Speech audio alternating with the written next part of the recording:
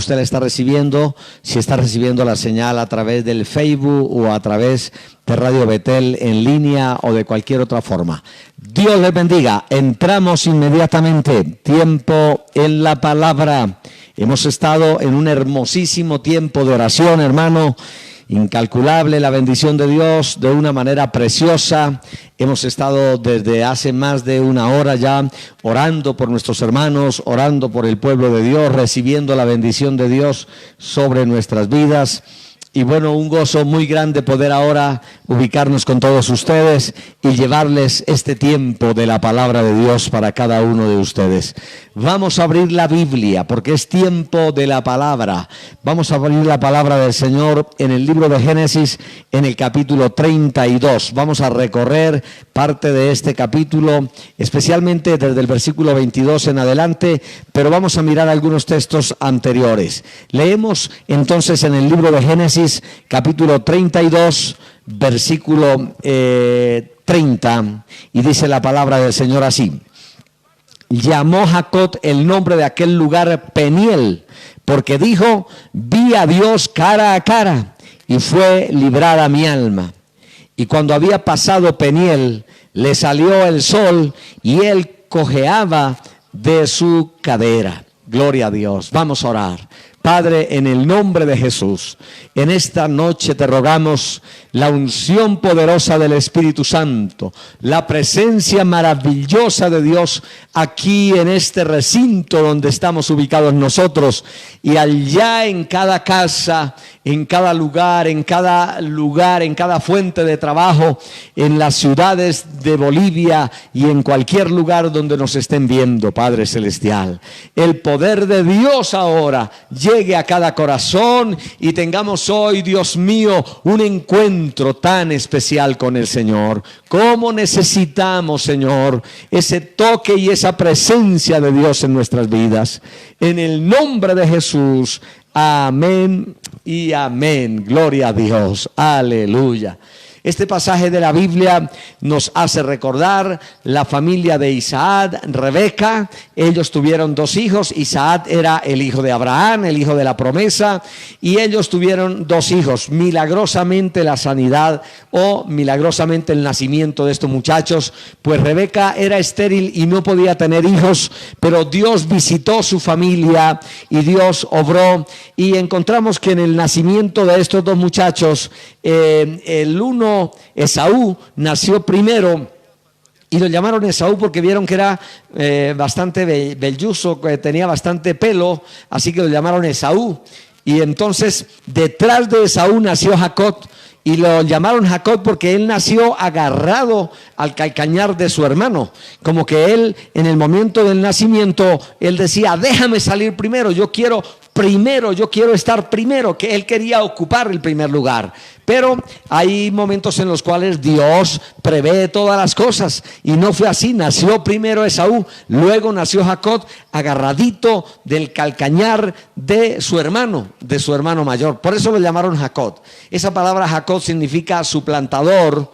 También tiene otros significados no tan buenos. Engañador, es como una persona que hace trampas, y también tiene alguna connotación de tramposo, engañador, hasta de ladrón. Suplantador es el significado mayor del nombre Jacob. Bueno, el Señor comenzó a tratar con estos muchachos y ellos crecieron, y cuando crecieron cada uno tomó un propio camino y un propio destino. Dice la Biblia respecto a Esaú que era un hombre de campo, era un hombre que iba permanentemente al campo, iba a cazar animales, y él no pasaba en casa, no tenía tiempo de meditación, no tenía tiempo tampoco de acercarse a Dios, nunca se interesó a causa de ese privilegio que tenía de ser el primogénito, de ser el mayor. Esaú parece que no le interesó mucho ese privilegio y esa bendición. Cuando ellos crecieron, un día, llegó muy cansado Esaú a la casa, y Jacob estaba preparando un guisado porque a diferencia de Esaú, que andaba por el campo todo el tiempo por allá, cazando y haciendo cosas que no eran muy correctas por la información que nos da el libro de Hebreos en el capítulo 12, versículos 15 y 16, dice que Esaú era profano, que era fornicario, que cometía muchos errores mientras estaba por allá en el campo.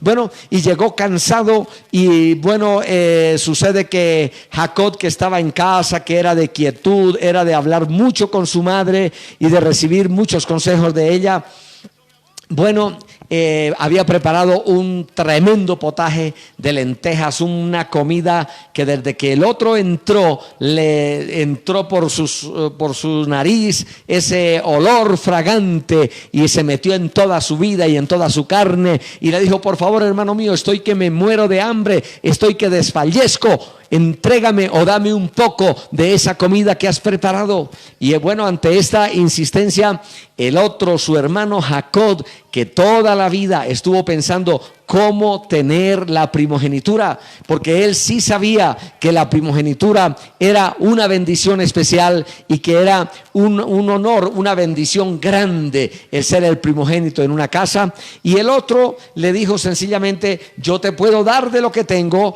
para que satisfaga tu anhelo y tu deseo carnal. Y Jacob dijo: aunque yo me quede sin comida, pero quiero obtener la primogenitura, la bendición, que es lo que se le ha prometido al que nace primero en una casa. Bueno, de esa manera dice la palabra del Señor que Esaú menospreció la primogenitura. Entonces el tiempo fue pasando. Hay cosas que hacemos y hay cosas que menospreciamos en la vida.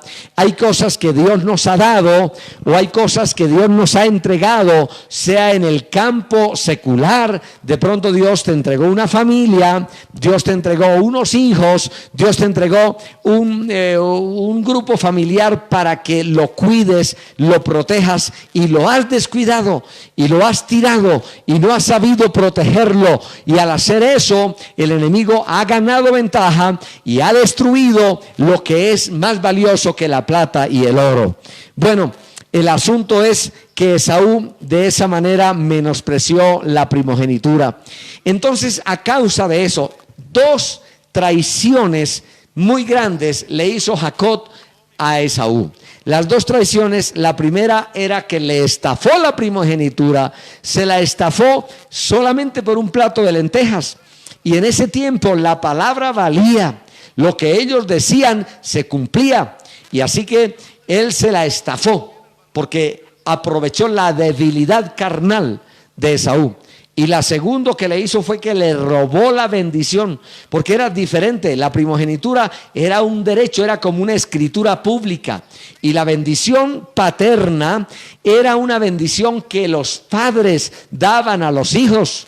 Y dice la palabra que Isaac estaba mayor, y ya cuando se estaba ciego también, y cuando ya se aproximaba como el día de morir y de partir, llamó a su hijo Esaú, el mayor, porque en esa casa, con todo y que era una familia que tenía la bendición de Dios y que tenían también las grandes promesas del Señor, era una familia que tenía grandes problemas de hogar y de administración de hogar. Usted ve en esa familia al viejito Isaac prefiriendo a su hijo mayor Esaú. Y dice la Biblia que Isaac se sentía muy halagado por Esaú, porque Esaú le traía de lo que él iba a cazar. Y por el contrario, Rebeca se sentía muy pegada, muy cercana a su hijo Jacob, porque Jacob estaba en casa, le ayudaba, era de esos chicos, de esos muchachos cariñosos que saben ganar el cariño de su madre o de su padre. Bueno, estos padres, tanto Isaac como Rebeca, no supieron balancear ese amor y cada uno tenía preferencias. El padre Isaac prefería a Esaú, la madre prefería a Jacob, y eso iba a producir una rivalidad entre estos hermanos. No manejaron esa situación con sabiduría y eso iba a producir una rivalidad. Y bueno, cuando llegó el momento para que se cumpliera esa promesa, entonces Isaac manda a Esaú y le dice: prepárame alguna de esas comidas que sabes preparar y vienes y luego yo te voy a bendecir, te voy a dar la bendición paternal. Oiga, mi hermano, no era cualquier cosa. Esa bendición paternal era extraordinaria y marcaría el futuro de esos jóvenes. Los marcaría y marcaría aún a sus descendientes, a sus hijos y a sus descendientes en las generaciones que vendrían. Y no solamente a sus nietos, sino que se extendería tanto así que esa bendición se iba a extender por todas las generaciones hasta nuestros días todavía. Bueno, el asunto es que Rebeca planeó cómo ayudarle a Jacob para que él hiciera un engaño, y de esa manera engañaron y se aprovecharon de la ceguera de su padre Isaac y de alguna manera le arrebató la bendición, de manera que Jacob le arrebató la primogenitura, pero también le arrebató la bendición paternal. Dice así la palabra en Génesis, en Génesis dice la palabra del Señor que Jacob, o que en todo caso Esaú, en su estado, cuando se sintió tan lastimado por haber perdido la bendición del cielo, él dijo estas palabras, Génesis 27:35, y él dijo: bien, vino tu hermano con engaño, dice el padre, dice Isaac, vino tu hermano con engaño y tomó tu bendición. Y Esaú respondió: bien llamaron su nombre Jacob, pues ya me ha suplantado 2 veces. Se apoderó de mi primogenitura y ahora ha tomado mi bendición. Y le dijo Esaú a su padre: padre mío, no has guardado ni siquiera una bendición para mí. Era como que el otro le había quitado todo el motivo, todo lo que era la bendición se la había llevado. Y bueno, a partir de ese momento nace una rivalidad increíble. Dice la palabra que Esaú, que no era de muy buen carácter Esaú, y además de todo eso era un muchacho de andar por el campo, de andar con armas, era un muchacho de andar por allá peleando, y era un muchacho también de aquellos que no tienen una gran comunión con Dios. Esaú dijo estas palabras: llegará el tiempo del luto de la muerte de mi padre y de mi madre, y cuando ellos mueran yo voy a matar a Jacob. Oiga, hermano, imagínate ese tremendo problema familiar y ese problema para los padres cuando en nuestras casas nuestros hijos se pelean duramente el uno contra el otro, y cuando además de todo eso hay amenazas de muerte, como pasa en algunas casas y en algunos hogares. ¿Cuántos hijos hay que se pelean duramente y se pelean a veces por herencias o por otras cosas? ¿Y cuántos hijos hay que aún amenazan a sus padres y algunos hasta los golpean, los maltratan, los tiran a la calle y otros hasta los matan? Qué tremenda es la generación y el tiempo actual que vivimos. Como dice la palabra, en los postreros días habrán hombres amadores de sí mismos, soberbios, desleales, ingratos, sin afecto natural, desobedientes a los padres. Y ese tiempo y esa vida que en nuestros días se vive es lo que tenemos que evitar, y para eso hay que buscar la ayuda y la bendición que viene de parte de Dios para nuestras familias. Bueno, yo quiero decirle lo siguiente: a causa de ese conflicto familiar, Jacob tuvo que huir de casa. Y Jacob tenía la bendición paterna y tenía el derecho de primogenitura, pero eso no lo tenía en la mano.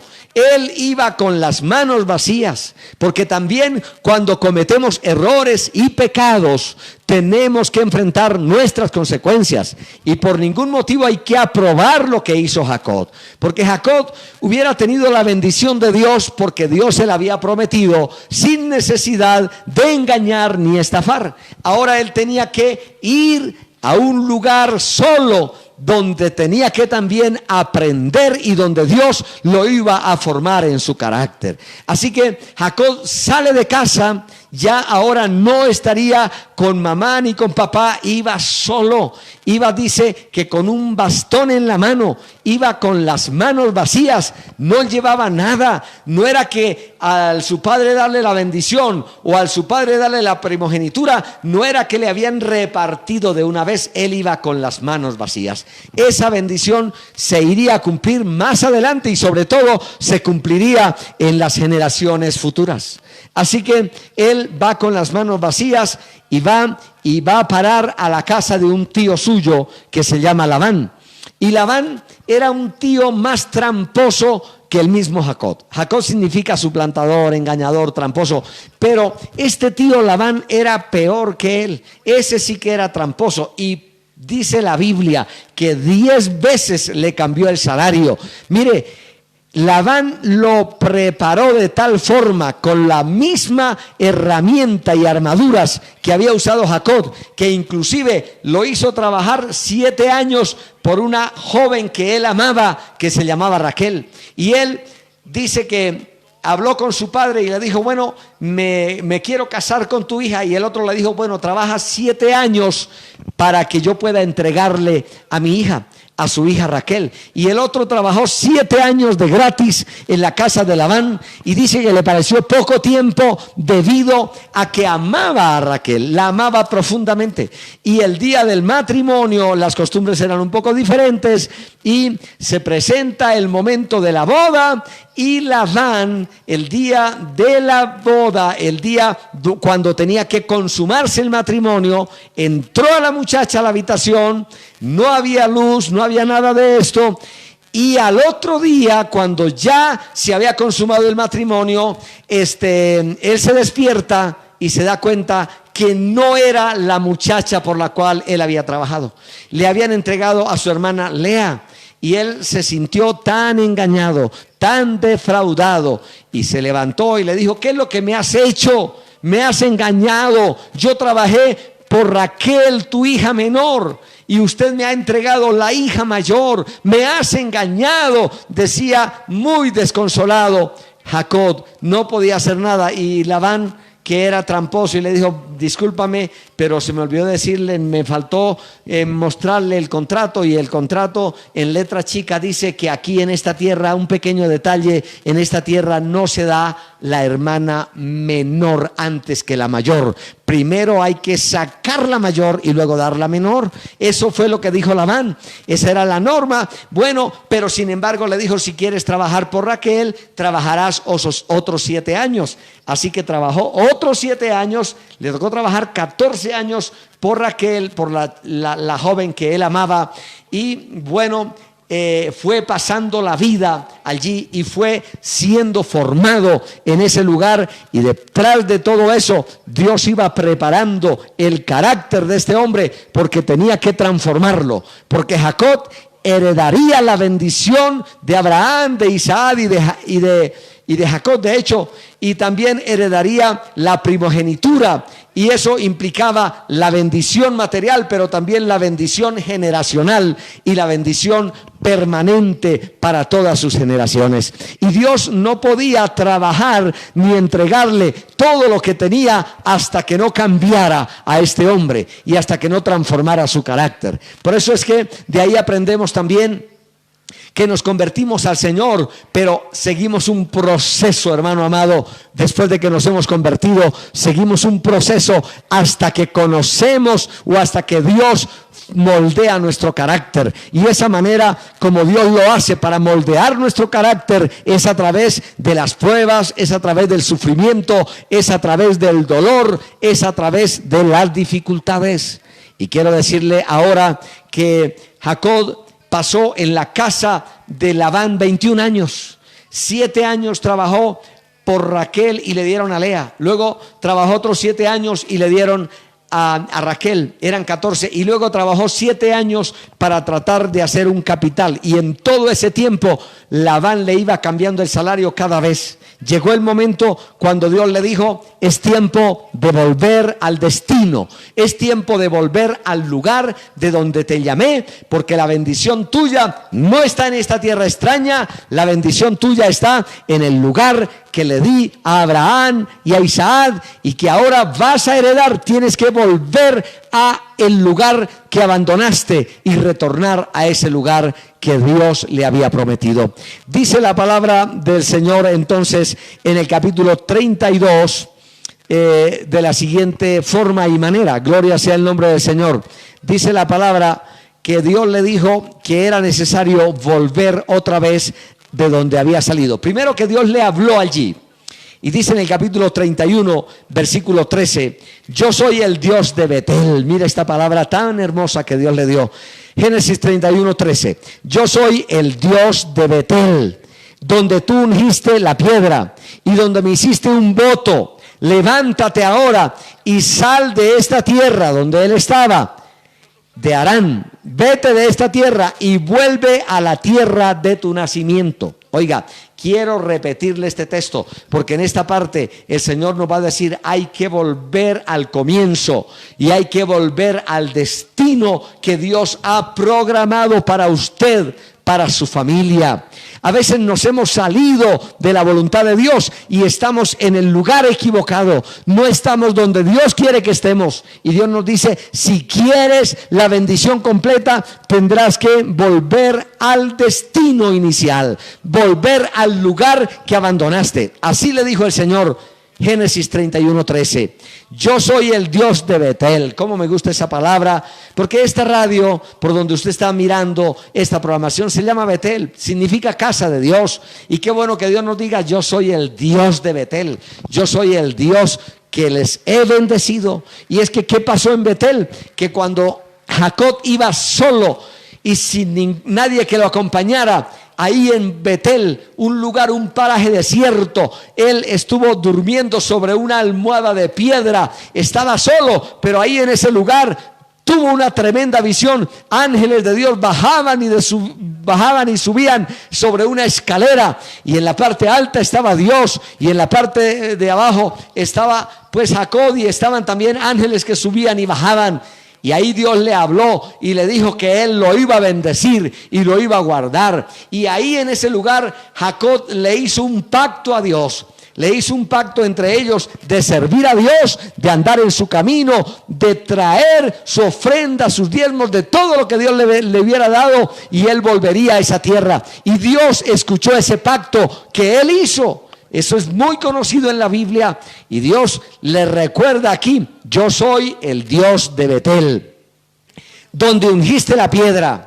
Dios se acuerda cuando estamos en los momentos más duros, más amargos, más solos, cuando no tenemos nada, ni un colchón, ni nada que comer, ni dónde dormir, cuando lo único que hay es una piedra dura. Pero a pesar de eso, Jacob tuvo el valor de ungir esa piedra, porque en los momentos duros no hay que golpear ni maltratar, hay que tener la sensibilidad y el quebrantamiento para ungir y para dar gracias a Dios aún por los momentos duros y de soledad. Y Dios le recuerda a Jacob y le dice: yo me acuerdo cuando ibas de camino, el día que ungiste esa piedra, y también me acuerdo del voto que hiciste. Habían pasado 21 años y Dios se acordaba totalmente de las palabras que había hecho. Mi hermano, usted que me está escuchando, Dios se acuerda de ese día cuando pasaste al altar llorando, cuando hablaste con el Señor, cuando le entregaste su vida, cuando le dijiste: nunca más voy para atrás, aunque vengan momentos duros, momentos adversos, no volveré para atrás. Dios se acuerda aquel culto, amado hermano, que Dios te tocó cuando fuiste a un altar y le entregaste toda tu vida, tus aspiraciones, tus sueños, y le dijiste: Señor, yo te voy a servir y voy a hacer tu voluntad y no voy a retroceder en este llamado. Dios se acuerda de ese voto, y Dios se acuerda de la piedra que ungiste cuando estabas en momentos de angustia y de soledad. Dios se lo recuerda aquí a Jacob. Yo me acuerdo, le dijo Dios, el día cuando viste esa visión y el día cuando ungiste esa piedra y cuando hiciste voto y compromiso. Por eso cuando a Dios hagas votos y compromisos, no se tardes en cumplirlas, porque Dios no se agrada de los insensatos, dice Cantares capítulo 5. Gloria sea el nombre del Señor. Continuamos. Entonces el Señor le dice, tienes que volver al lugar de donde saliste. Y Jacob se acuerda y dice, ay Dios mío, yo no quisiera volver. ¿Por qué? Porque tengo una cuenta pendiente con Esaú.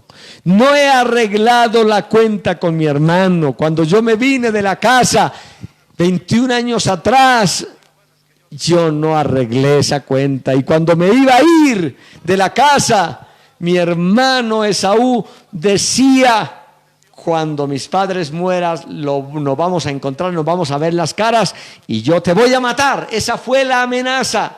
Al parecer, para este tiempo ya había muerto Isaac, su padre, y tal vez Rebeca también. Entonces ahora el Señor le dice, vuelve a tu destino, vuelve otra vez a la tierra de donde saliste. Y él dice, Señor, ¿cómo voy a ir? Mi hermano me está esperando y no puedo enfrentarlo, no tengo fuerza ni tengo cara. Permítame decirle algo en este día. Cuando has dejado cuentas pendientes en la vida, esas cuentas te perseguirán. Si has dejado pecados ocultos allá atrás que no los has confesado, esos pecados te perseguirán. Si tienes cuentas pendientes aún antes de convertirse, te convertiste y quedó un enemigo por allá, hay que arreglar esas cuentas, porque lo que hayas dejado atrás te perseguirá. Fíjese lo que dice la palabra en Números capítulo 32 versículo 23. Números capítulo 32 versículo 23 dice tajantemente así: mas si así no lo hacéis, habréis pecado ante Jehová, y escuche esto, y sabed que vuestro pecado te alcanzará. Mire eso. Si no lo haces así, habréis pecado contra Jehová y sabed que vuestro pecado te alcanzará. Números 32, 23.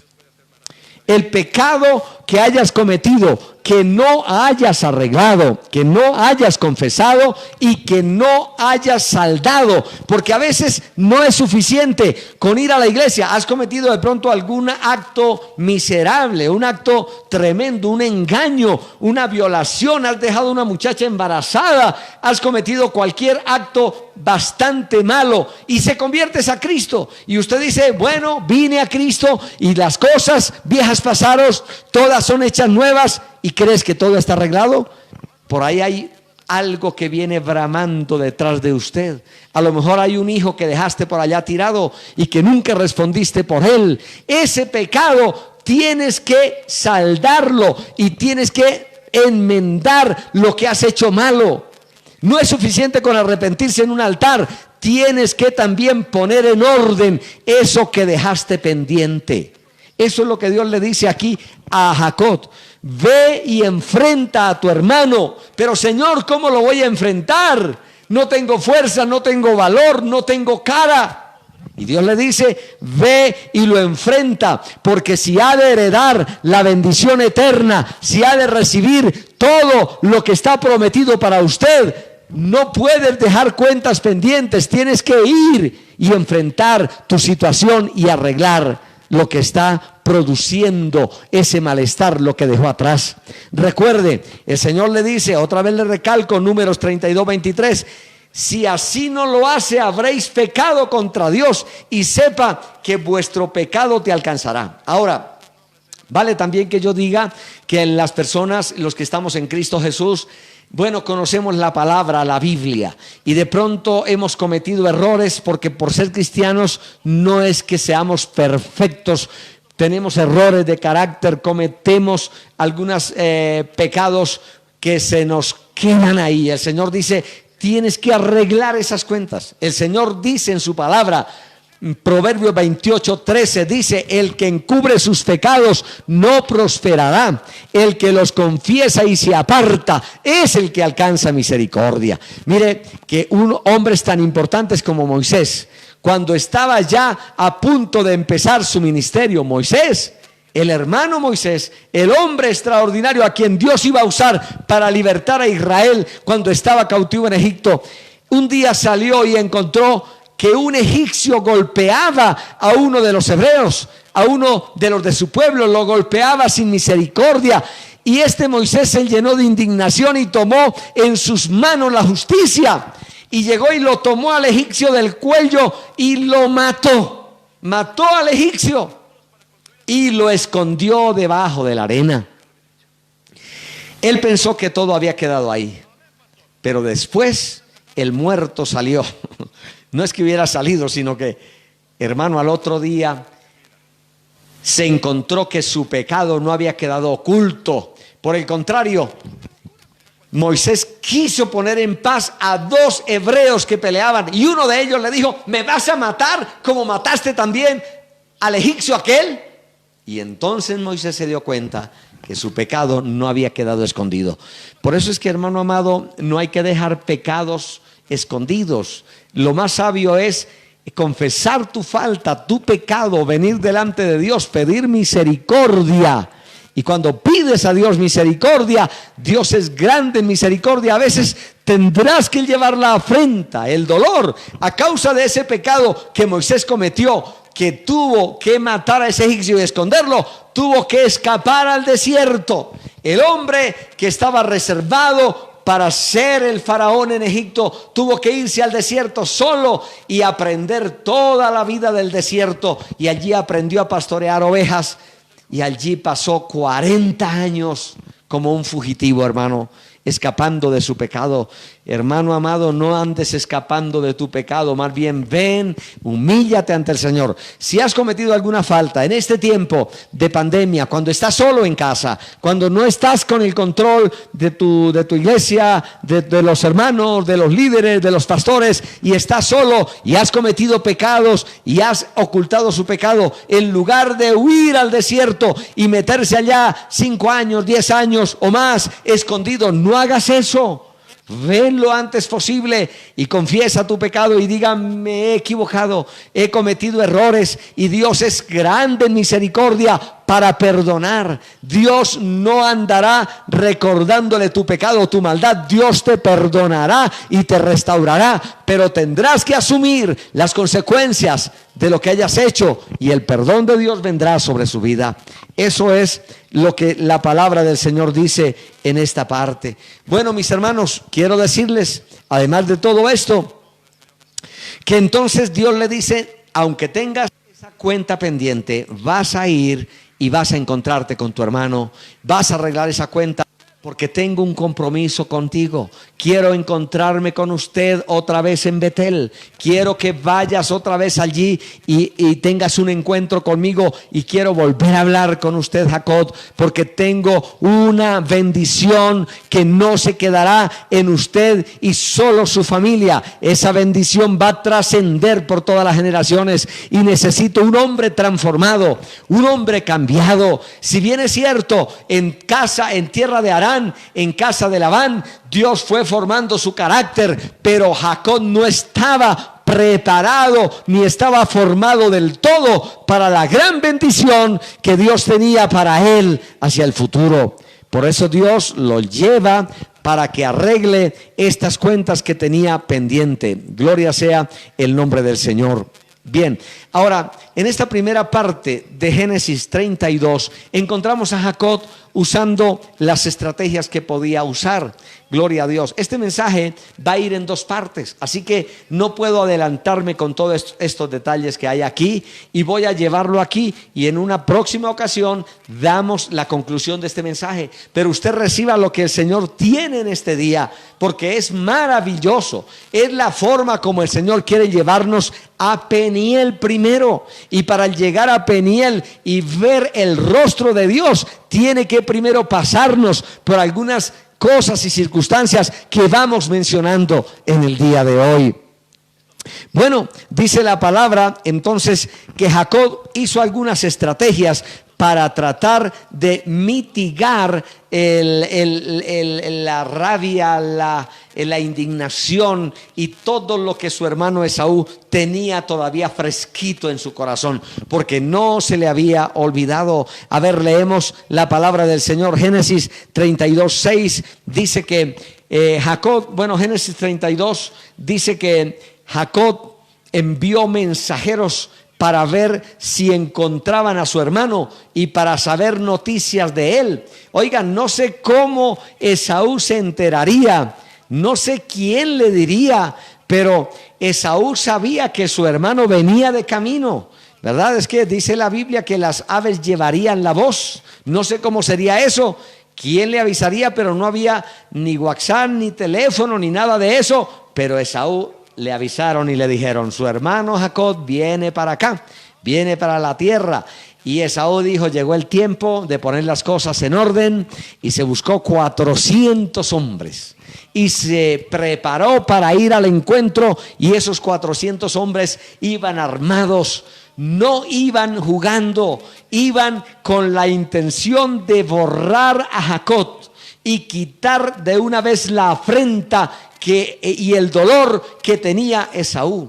Esaú, dice la Biblia en el libro de Hebreos, que nos da un poco más de información, en Hebreos 12, versículo 15 en adelante, antes el versículo 14, dice la palabra: que no sea que haya alguna raíz de amargura que se meta en el corazón, como pasó con Esaú, dice la Biblia, que era fornicario y profano, y se le metió una raíz de amargura profunda contra su hermano. La raíz de amargura fue porque su hermano le hizo 2 trampas muy tremendas. Lo estafó terriblemente. Primero, le robó la primogenitura. Segundo, le robó la bendición. Y Esaú no podía perdonar esto, porque esto iba a afectar no solamente la economía del momento de Esaú. Es más, la economía de Esaú no era mala, era buena en ese momento. Y la vida de Esaú, pues para él, como que vivió bien, como que tuvo lo necesario. Inclusive anduvo por la vida, anduvo haciendo cosas. La Biblia nos informa que era fornicario y profano. Pero este hombre tenía en su corazón una herida muy profunda. Su hermano lo había estafado, y eso se le convirtió en una raíz de amargura. Debo hacer un paréntesis aquí y no avanzar, hermano, hasta que esto le quede claro en su corazón. No puedes permitir que una pequeña ofensa se convierta luego en un gran enojo, y ese enojo luego se convierta en un espíritu de venganza, y luego eso se convierta en una raíz de amargura. Ahí dice en Hebreos que ese enojo que tenía Esaú contra Jacob se convirtió en una raíz de amargura, y la raíz tiene como motivo que la raíz anda debajo de la tierra, no se ve, pero los frutos y la amargura se notan en la persona. Y esta raíz de amargura se metió en el corazón, y esa raíz de amargura lo llevó a perder, dice literalmente, no sea que pierda la gracia de Dios. Esa raíz de amargura a Esaú lo llevó a perder la gracia de Dios. Y Esaú vivió pensando toda la vida: ¿cuándo me vuelvo a encontrar con mi hermano? Y voy a matarlo, voy a quitar la afrenta. Él decía para sí, el diablo le decía en sus oídos: está bien eso, porque nadie se puede burlar de usted.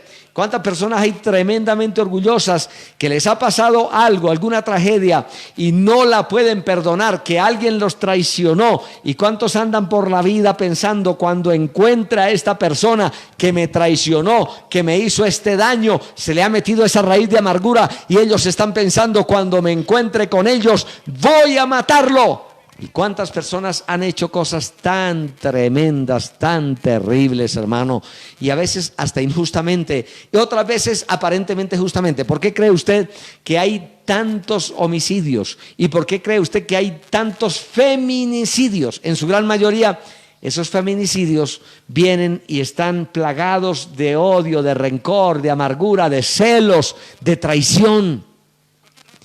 Gloria a Dios. Ayer escuché a un compañero cuando estaba predicando, y él contó la historia de un joven que cayó a la cárcel, y mientras que cayó a la cárcel, bueno, tenía una novia en la parte de afuera y él estaba preso en la cárcel, y la novia, bueno, de cuando en cuando lo visitaba, pero le llegó información a este muchacho allí en la cárcel que la novia lo traicionaba afuera, que mientras estaba afuera tenía a otra persona y que lo traicionaba de esa forma.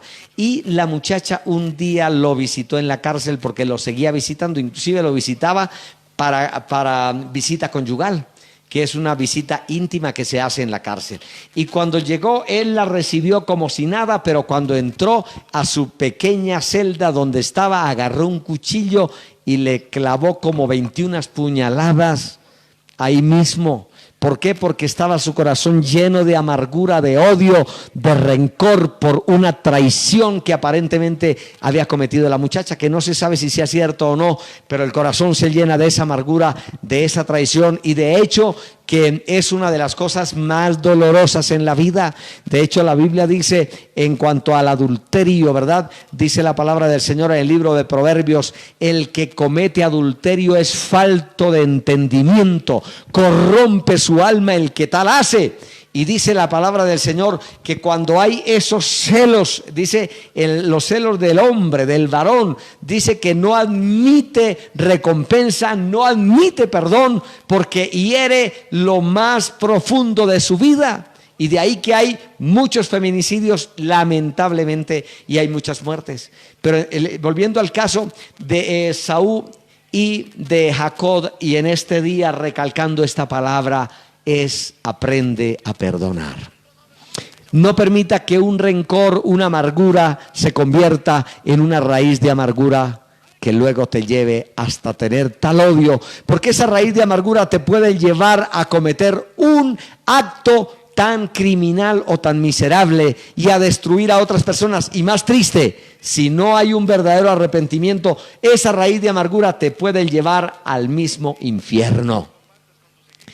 Recuerdo también, por si esto sirve para algo, el hermano Gigi Ávila contaba el testimonio de una persona que contó que había tenido la experiencia de pasar o tener como una visión, una experiencia de conocer un poco como lo que era el infierno. Y él dice que allí, en ese lugar, encontró a una persona que estaba en condenación. Y cuando él vio, era una hermana que había estado en la iglesia. ¿Y por qué estaba allí en la condenación, en semejante condición? Y es que esta hermana, mientras estuvo en vida, había sido traicionada por su marido. Su marido la había fallado, la había botado, y ella siguió en la iglesia, pero nunca pudo perdonar esa traición, nunca pudo remediar esa situación. Y aunque estaba en la iglesia, cuando llegó el momento de morir, le esperaba la condenación eterna, porque el odio, el rencor y la amargura no perdonados pueden llevarte a cometer las más grandes errores y faltas en la vida, pero lo más triste, te pueden llevar a la misma condenación. Esaú vivió con esa amargura todo el tiempo, y la palabra del Señor nos dice en Amós 1, en el versículo, dice que Edom odió a su hermano toda la vida, nunca lo pudo perdonar. Y entonces, con esa premisa, Jacob iba a enfrentar a su hermano. Hizo algunas estrategias humanas para tratar de encontrar el perdón y la reconciliación con su hermano. Entre ellas, dice en el capítulo 32, versículo 6, dice así: los mensajeros que envió Jacob volvieron a Jacob diciéndole: vinimos a tu hermano Esaú, y él efectivamente viene también a encontrarte, pero no viene a darte la bienvenida. Él viene con 400 hombres. Él venía a borrar totalmente a Jacob, a no dejarle ni uno solo. Dice la Biblia, estoy en Génesis 32:7. Entonces Jacob tuvo gran temor y se angustió y distribuyó el pueblo que tenía consigo, y las ovejas y las vacas y los camellos, en 2 campamentos. Y dijo así Jacob: Si viene Esaú contra un campamento y lo ataca, el otro campamento escapará. Usted encuentra ahí, hermano amado, que Jacob está haciendo estrategias humanas para tratar de librarse de esa deuda que tiene pendiente. Y hace 2 campamentos y todo eso son estrategias humanas, pero así no se arreglan las cosas. Hay que entrar, y esta es la parte importante de este mensaje, hay que ir al lugar donde tengamos un encuentro con Dios. Pero Jacob hizo todo eso, distribuyó los campamentos, y aquí encontramos el peso de conciencia de un hombre que sabe que no ha arreglado las cosas bien. Él dice, Esaú viene y va a destruir, por lo menos que destruya la mitad y que la otra mitad escape. ¿Usted cree que Dios no puede hacer un milagro para que haya un perdón total y una reconciliación total? ¿Y usted cree que Dios no va a librarte cuando Dios te ha prometido? Le había prometido a Jacob, vuelve a tu tierra, yo estaré contigo y te bendeciré. Y cuando Dios dice algo, Dios lo cumple. Oh, mi hermano amado, hay que enfrentar la situación que tengas, pero por sobre todo hay que ir a un encuentro con Dios. Jacob tenía una estrategia humana que no le iba a servir para nada, y había preparado una gran ofrenda, había preparado algo grande para entregarle a su hermano, pero todo esto no iba a servir para nada. ¿Qué era lo que iba a servir para él? Él necesitaba quedarse a solas con Dios y encontrarse con su Dios hasta que Dios te transformara. Quiero decirle en este día, hermano, esta parte es tan hermosa hasta tener un encuentro con Dios, que debo mencionársela en el día de hoy, pero luego predicársela con todos los detalles que requiere esto para un verdadero encuentro con el Señor. Dice la palabra aquí en Génesis 32:13, durmió aquella noche y tomó de lo que vino a la mano un presente para su hermano Esaú. Y él quiso recompensar como el odio, el rencor y la amargura que traía Esaú con algún presente humano. No era poquito, era bastante grande, porque Jacob había sido muy prosperado allí en tierra de Labán. Y dice que tomó 200 cabras. Mire la ofrenda que tomó Jacob: 200 cabras, 20 machos cabríos, 200 ovejas, 20 carneros, 30 camellas paridas con sus crías, 40 vacas y 10 novillos, 20 asnas y 10 borricos. ¿Le parece un tremendo presente? Y lo fue enviando hacia adelante, y su hermano no paraba de venir, porque no se arreglan las cosas con bienes y cosas materiales. Hay que arreglarlas por donde es. Entonces hay que hacer o seguir el camino de lo que necesitamos seguir para poder ser renovados. Mire que primero, antes de llegar a ese encuentro con Esaú, Jacob necesitaba él ser transformado. Él necesitaba ser cambiado. Por eso el Señor lo llevó por el camino de un encuentro sobrenatural con su Dios.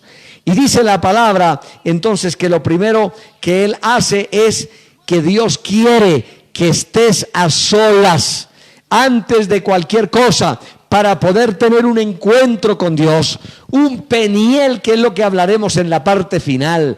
Peniel significa el que ve el rostro de Dios. Pero antes de poder ver el rostro de Dios y ser librada su alma, como dice la parte final, él necesita algunas cosas que Dios lo lleva por este camino. Lo primero es que él debe quedarse solo. Así dice Génesis 32:23, dice la palabra: los tomó a todo lo que tenía, pues, e hizo pasar el arroyo a ellos y a todo lo que tenía, y así se quedó solo Jacob para poder luchar con un varón que se le presentó. Mi hermano, mi amigo, quiero decirle hoy lo siguiente: lo primero que debes hacer si quieres una verdadera renovación, si quieres verdaderamente un encuentro con Dios, tendrás que sacar tiempo para estar a solas con Dios. A veces todas las interrupciones de la vida, toda la carrera que llevamos por la vida, todo lo que hacemos en la vida, no nos da tiempo para tener un rato de meditación, de estar a solas con Dios. Esta es la primera parte para un verdadero encuentro con Dios. Quédate solo. A veces esta batalla no tendrás que pelearla ni siquiera al lado de tu familia, ni al lado de tus hijos. Tendrás que hacerlo sola o solo. Hay una buena cantidad de esposas que nos oyen y dan la batalla en favor de su familia. Otras lloran y se quejan y dicen: si mi esposo me ayudara a orar, si mi esposo me ayudara a criar los hijos, si mi esposo estuviera conmigo en esta batalla.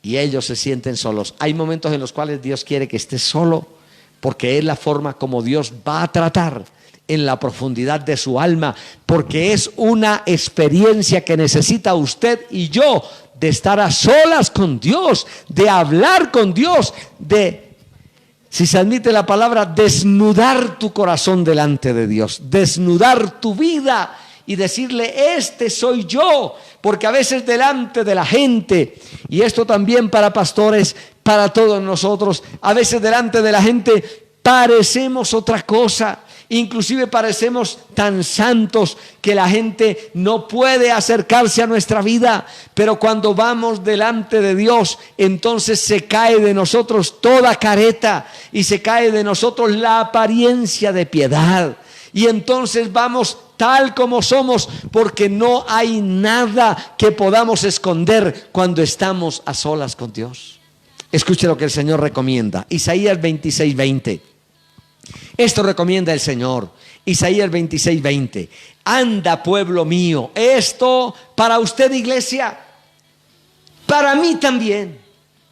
Anda, pueblo mío, entra en tus aposentos, cierra tras ti tus puertas, escóndete por un poquito, por un momento, en tanto que pasa la indignación. Oh, mi hermano amado, hemos estado todo este tiempo pensando y meditando: ¿por qué nos ha pasado esto? ¿Por qué hemos tenido que cortar hasta los cultos públicos? ¿Por qué no podemos reunirnos con el pueblo? ¿Por qué hemos tenido que estar encerrados? Quiero decirle, hay un propósito de parte de Dios para esto.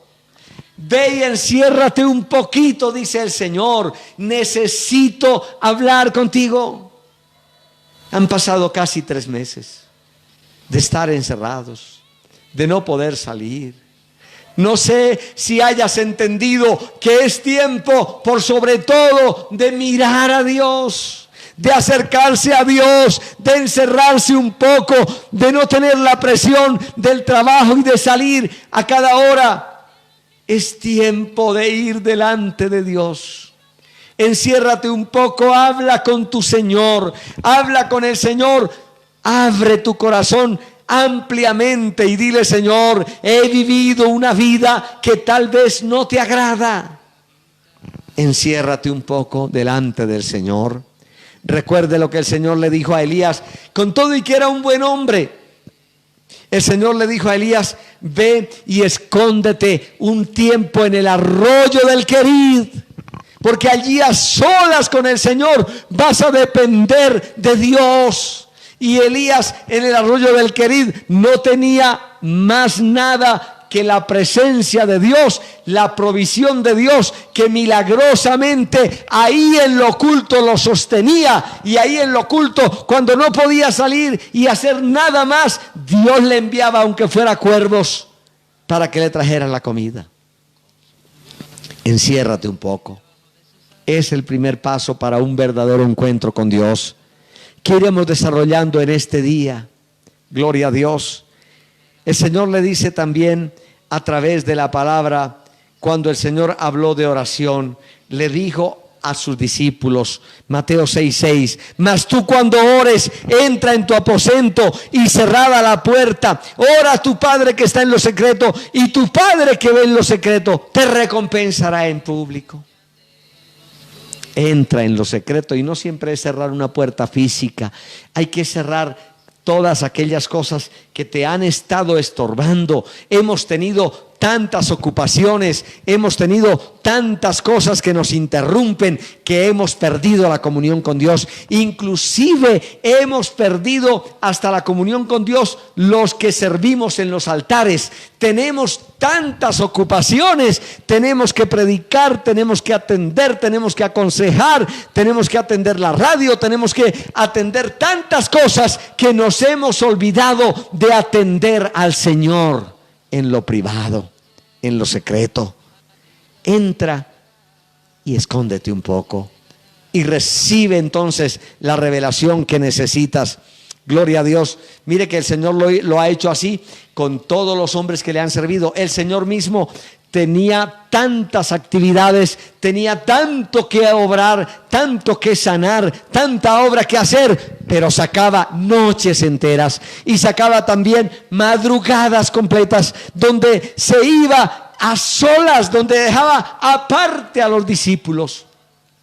Cuando los discípulos se despertaban, no encontraban a su maestro, pero ellos sabían dónde estaba. Estaba en el monte, a solas con su Padre. Porque a veces cuando estás con toda la gente, no puedes tener comunión. Si la oración que usted tiene es la oración que haces en público, será muy escasa. Necesitas tiempo para estar a solas con Dios, clamar a Dios, desnudar tu corazón y tu vida, sacar tu amargura, sacar tu dolor, sacar lo que tienes y permitir al Espíritu Santo que haga una obra precisa y preciosa en su vida. Aún Saulo de Tarso, cuando se convirtió, después de que el Señor le envió a Ananías, aquel hombre humilde y sencillo, y oró por Saulo de Tarso y le cayeron escamas y lo bautizó con el Espíritu Santo. Después de eso, Pablo quería predicar de una vez y comenzó a predicar, y el Señor lo llevó solo a Arabia y lo tuvo allí una cantidad de años. Así nos dice Gálatas 1:17. Gálatas 1:17 dice: ni subí a Jerusalén a los que eran apóstoles antes que yo, sino que fui a Arabia y luego volví de nuevo a Damasco. Después, pasados 3 años, subí a Jerusalén para ver a Pedro y permanecí con él 15 días. Antes de que Pablo empezara a predicar y antes de que empezara a hacer una obra poderosa, el Señor lo llevó a Arabia.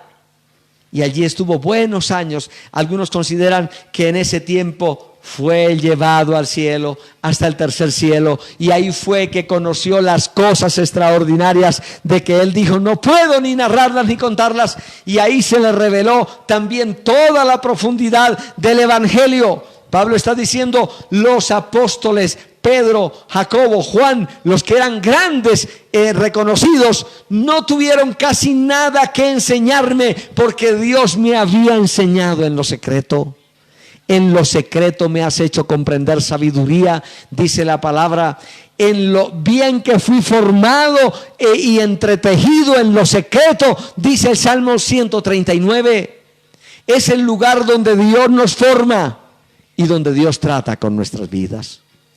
Amada iglesia, no desperdiciemos este tiempo que el Señor nos ha dado de estar en lo secreto con el Señor. Para tener un peniel con Dios, para tener un encuentro con Dios, necesita tiempo de estar a solas con Dios. Necesita luego batallar hasta obtener tu bendición. Necesita ser quebrantado como lo fue Jacob, y entonces tu alma será librada. De todo esto hablaremos en una próxima ocasión. En el día de hoy vamos a terminar. Quédate con la palabra que hemos hablado en este día y dígale: Señor, de verdad que necesito un encuentro con Dios, necesito ver tu presencia, necesito ese peniel que significa vi el rostro de Dios y fue librada mi alma. Necesito eso, Señor, necesito entrar a su presencia. En el día de hoy quédate con esto por lo menos. Busque un lugar donde puedas refugiarte, ir y estar ahí con el Señor. Cuéntale las cosas que hay en ti. Cuéntale al Señor las cosas que has acumulado y que no has arreglado. Cuéntale al Señor lo que también te ha lastimado y te ha producido tanto dolor en tu alma y en tu vida. Si no arreglas eso, correrás como Jacob por allá, por Aram, por los desiertos, y el Señor algún día te encontrará y te dirá: no corras tanto, vuelve a tu destino, vuelve al lugar donde empezaste. Pero Señor, ¿qué hago con Esaú? Dios te va a dar la victoria si puedes entrar al secreto del Señor. Él te dará la victoria, como creo que Él nos la dará a todos nosotros. Pero aprovecharemos todo este tiempo para estar a solas con Dios, para orar, para buscar su rostro, para conocer su presencia, para saber lo que Dios ha preparado para nosotros. Vamos a terminar. Terminamos con oración en este momento. Padre, en el nombre de Jesús, hemos hablado tu palabra, Señor. Y en este día, Señor, sabemos que hemos caminado, Dios eterno, y tal vez hemos caminado escondiendo cosas, aparentando ante la gente una vida que parece todo bien y toda hermosa, pero que tú sabes lo que hay dentro de las cuatro paredes de la casa. Las familias que tenemos a veces tan conflictivas, las batallas campales que hay entre los hogares, entre esposo, esposa. También, Señor, las batallas campales, hasta los irrespetos que hay de los hijos. El dolor que ha marcado el alma de muchas damas, tú lo conoces. Tú conoces también, Señor mío, los pecados que se han escondido. Oh Dios, por eso hoy en esta palabra nos ha llamado a un encuentro, Señor. Tenemos unas cuentas pendientes con Esaú.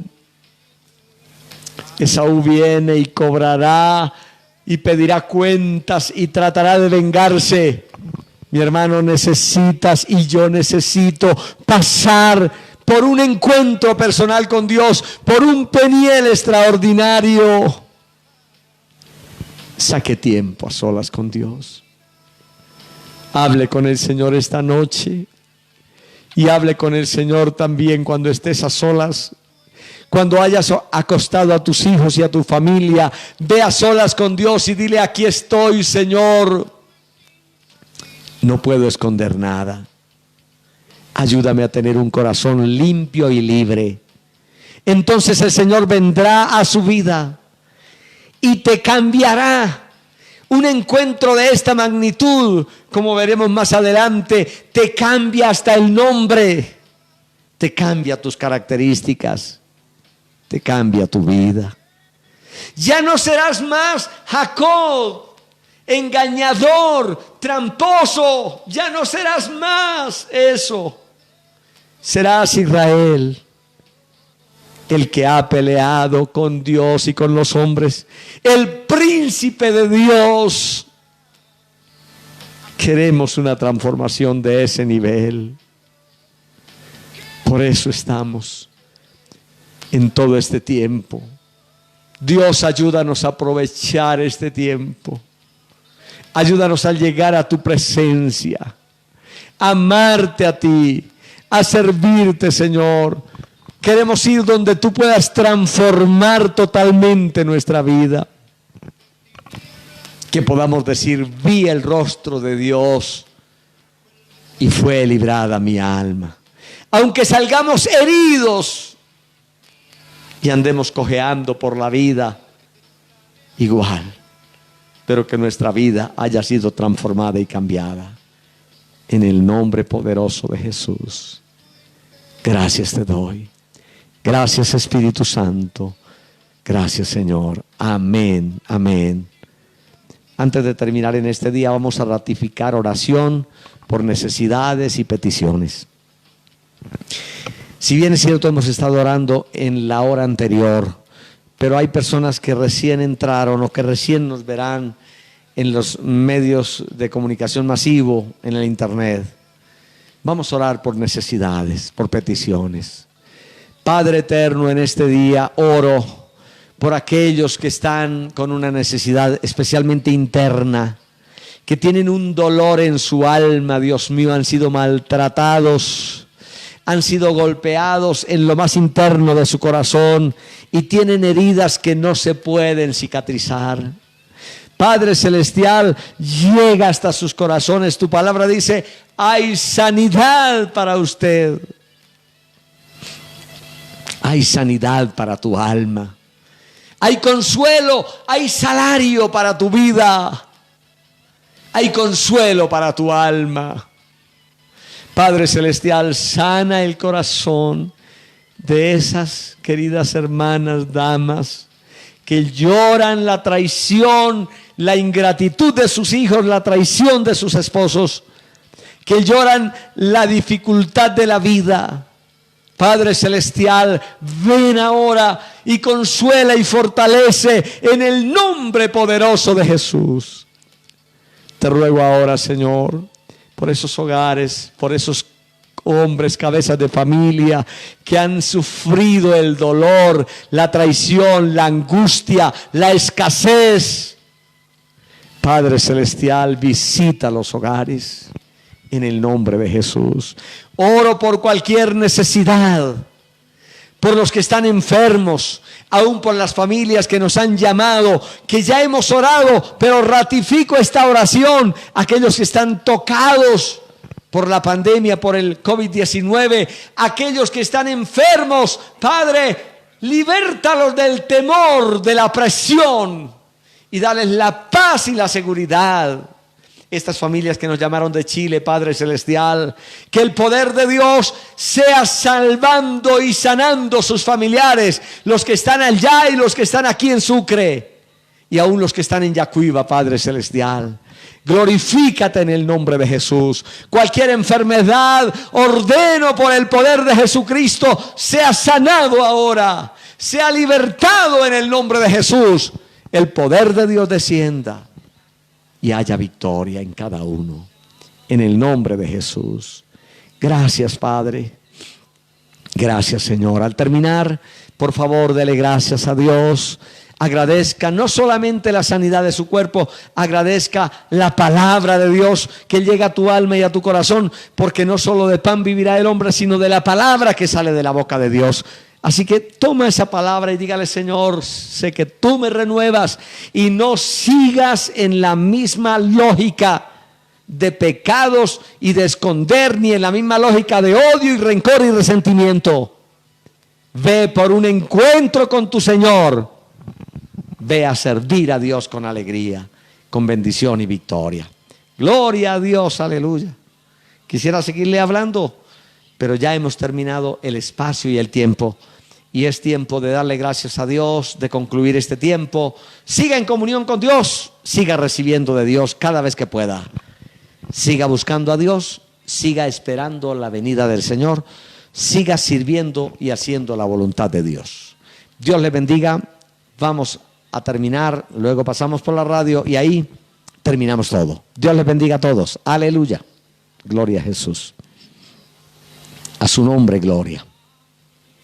Gloria a Jesús. Aleluya. Poderoso es el nombre de Jesucristo. Santo es el nombre del Señor.